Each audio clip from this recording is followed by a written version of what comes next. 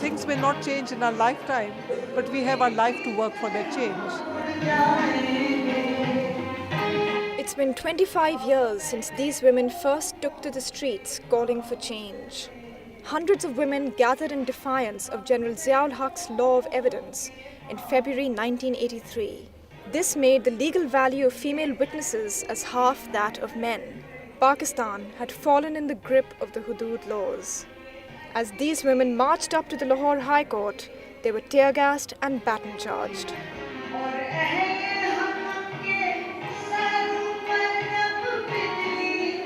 The lathi charge by the police put us into a different realm. After that, we became more assertive. It was a shock. We didn't expect that the government would become so brutal.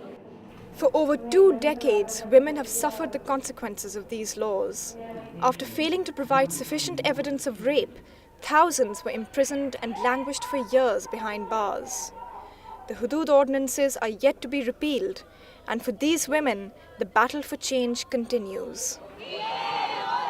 The problem is either with the political parties or some military dictator in power that they want to have the support of the religious lobby. So in this political bargaining, the question is never raised.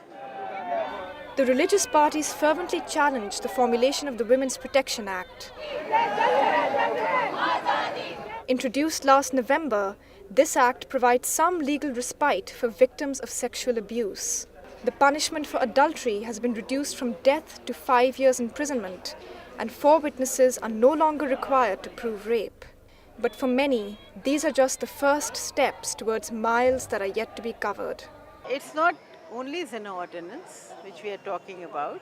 We are talking about Hudood Ordinances as a package. We believe as women's rights activists that religion should be kept separate from the state. The movement involved intellectuals such as poet Habib Jalib, who was present at the protest in 1983 and wrote on the destruction of women's legal rights in the country. This theme has carried through in the hearts of poets and artists even today. Throughout the centuries, people have painted women as a symbol of beauty, of aesthetic, of all that's really soul-like or worthwhile in the world. It's also a symbol of suffering.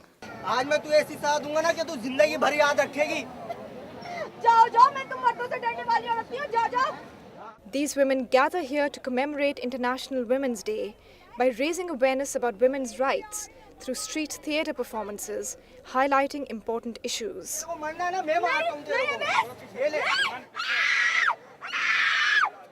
The candlelight vigil held right after is to represent the plight suffered by women in the absence of sufficient legal redress.